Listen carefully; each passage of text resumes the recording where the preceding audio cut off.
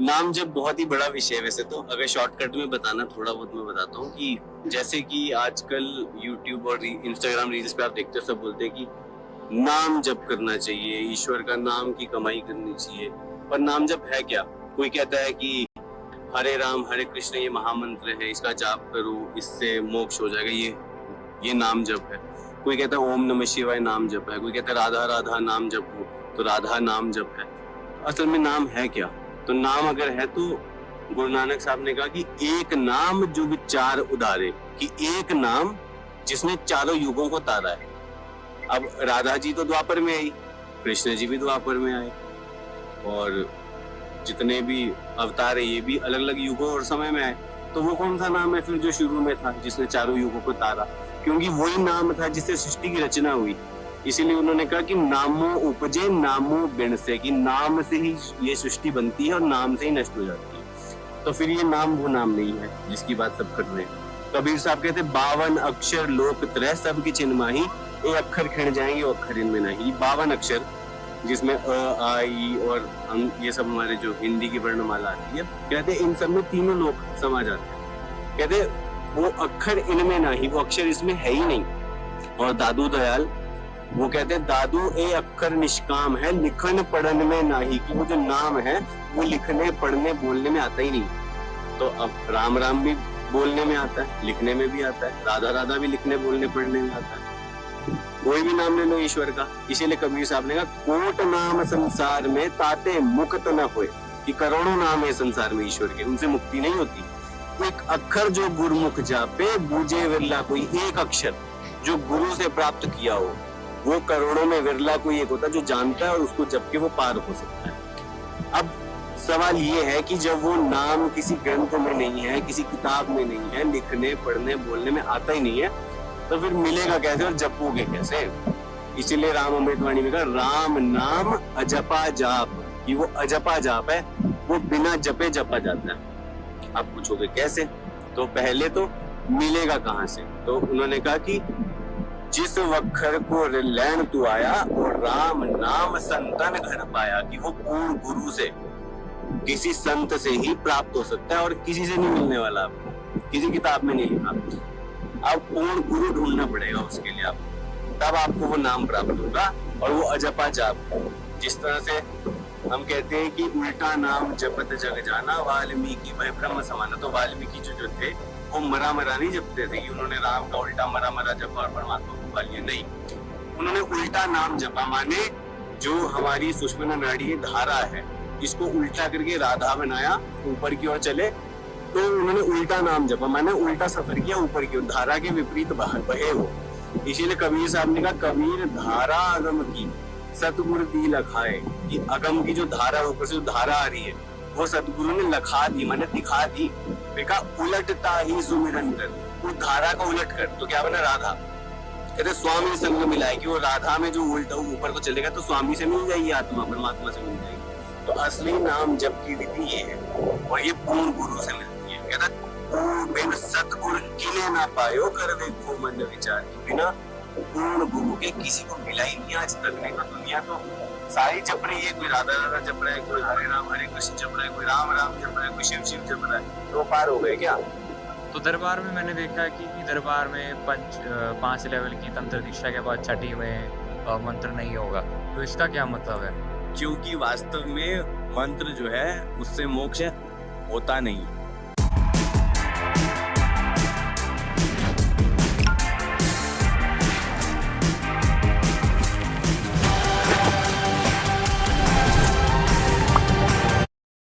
मंत्र जो है उससे मोक्ष होता नहीं, क्योंकि मंत्र जो है वही बात आ गई लिखने पढ़ने बोलने में आता है। तो अब बात यह है कि उस नाम को प्राप्त करने के लिए जो लिखने पढ़ने बोलने में है ही नहीं, उसके लिए मंत्र साधन है। इसलिए गुरुओं ने कहा कि कीर्तन नाम सिमरत रहो जब लग घट श्वास। उन्होंने कहा कि कीर्तन नाम कथे तेरी जीवा, सत नाम तेरा परापर बोला, कि जो हम जीव्या से जो भी नाम जपते हैं, जय राम राम हरे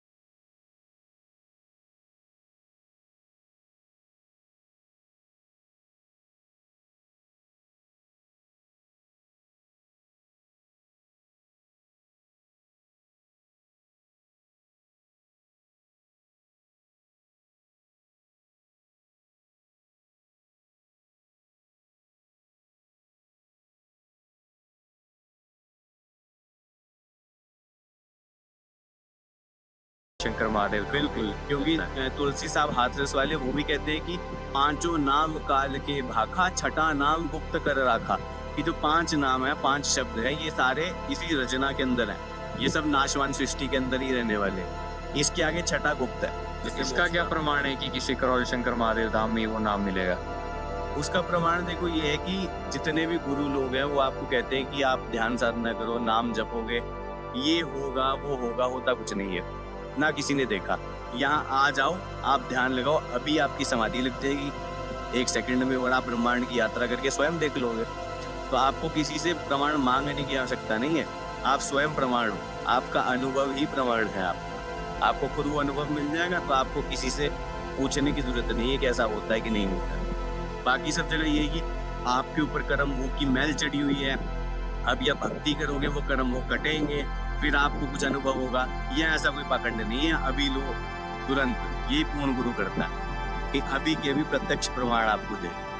कर्म भोग से पहले क्या स्वास्थ्य ठीक होता है या कर्म भोग बाद में आता है किसी के लिए भी? कर्म भोग से ही स्वास्थ्य के लेने देना है, क्योंकि हमारा शरीर, हमारा जन्म का स्थान, हमारे माँ बाप, हमारी फिनेंशियल कंडीशंस, हमारी हेल्थ कंडीशंस, हमारी मेंटल फिजिकल जितनी कंडीशंस है, वो सब हमारे पास कार्मिक अकाउंट्स के बेसिस पे ही हमको मिलती है इस जन्म में। तो अगर आपके कर्म भोग हैं तभी आप रोगी हो, बुरे हैं तो रोगी हो, अच्छे हो है तो स्वस्थ हो।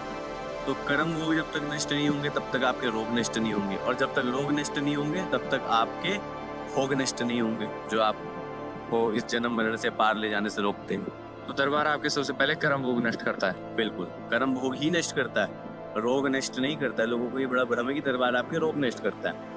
दरबार आपके उन कर्म भोगों को नष्ट करता है जिनके कारण आपके रोग बने हैं, और पूर्ण गुरु ही ये करने के लिए सामर्थ्यवान है।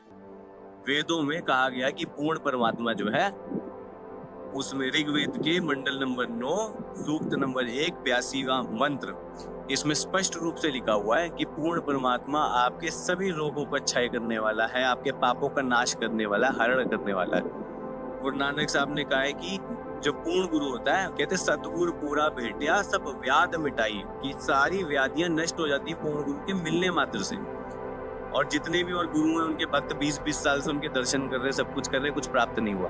अपने दरबार में आते, बाबा के दर्शन करते हैं, गुरुदेव के दर्शन करते हैं, और सारी व्याधियां नष्ट हो जाती है। यही तो प्रमाण है। तो जो पूर्ण गुरु ने कहा है वो प्रैक्टिकली यहाँ हो रहा है। तो यही तो प्रमाण है, और इससे ज्यादा क्या प्रमाण। दरबार में एक पूर्ण गुरु का या 3 पूर्ण गुरु? दरबार में तो 3-3 माँ है, बाबा है, गुरुदेव है। लोगों को एक नहीं मिलता, हमें 3 दिन मिले। चलिए, बहुत अच्छा लगा आपके बारे में आपसे ये जान करके कि दरबार में स्थापित है। और पूर्ण गुरु के बारे में और क्या लोगों को जानकारी पता होनी चाहिए? क्या पहचान है पूर्ण गुरु की? कैसे लोगों से ये पता किया जाएगी कि क्या पूर्ण गुरु है, पूर्ण गुरु को ढूंढा कैसा जाए, या क्या कैसे होता है? पूर्ण गुरुओं की पहचान देखो, वैसे तो हम करने में सक्षम है नहीं। और नानक साहब कहते हैं जेवड़ ऊंचा हुए कोई तेवड़ ऊंचा जाने सोई, कि अगर कोई एक सर्टेन लेवल तक है तो ही वो दूसरे को जांच सकता है। अगर मुझे एडवोकेट की डिग्री प्राप्त है तो मैं सामने वाले की नॉलेज को जज कर सकता हूँ कि हाँ, इसको आता कुछ जाता है कि नहीं आता जाता है। तो जब हम अध्यात्म में है ही खुद जीरो, तो हम सामने वाले की कैसे पहचान कर सकते हैं। पर फिर भी कुछ पहचान संतों ने बताई है, जैसे गुरु नानक साहब ने कहा कि गुरु पीर सदाए मंगण जाए ताकि मूल न लगिए पाए, कि जो गुरु होकर मांग कर खाते हैं, जो चढ़ावे पर अपने जीवन निर्वाह करते हैं और अपने परिवार का जीवन निर्वाह करवाते हैं, उनके पैर भी मत छूना। वो पूर्ण गुरु कभी नहीं हो सकता। वो गुरु जो अपनी रोजी रोटी खुद कमा कर खाए, अपना बिजनेस करे चाहे नौकरी करे, वही पूर्ण गुरु होता है। आज के समाज में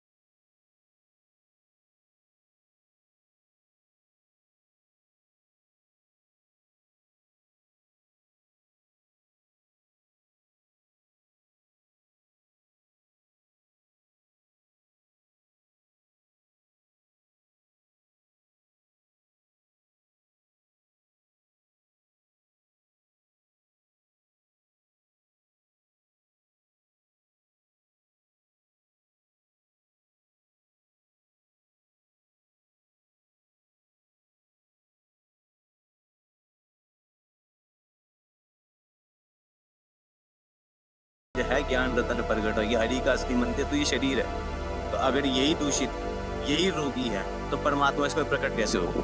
और जिस शरीर में परमात्मा प्रकट हो जाए, उस शरीर में रोग नहीं रह सकता।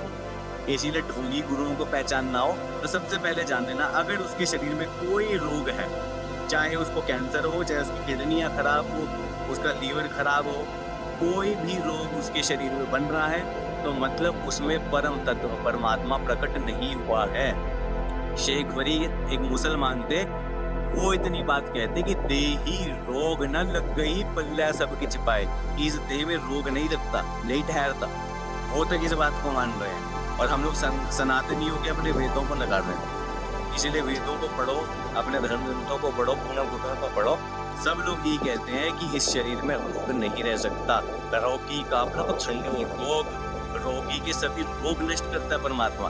तो जिसके अंदर परमात्मा प्रकट हो जाए, उसके शरीर में रोग कैसे रह सकता है? या तो अंधकार होगा या सूर्य होगा, एक ही चीज होगी। तो अगर रोगी हैं माने भोगी हैं, आपके स्वयं के कर्म भी नष्ट नहीं हुए तो आप पूर्ण तक प्राप्ति नहीं हुई, इसीलिए आप नहीं हुए। बहुत अच्छा लगा राहुल थोड़ा इस चीज़ के बारे में जानकर। और चलिए मिलते हैं आपसे फिर एक नई वीडियो के साथ। हरिहर।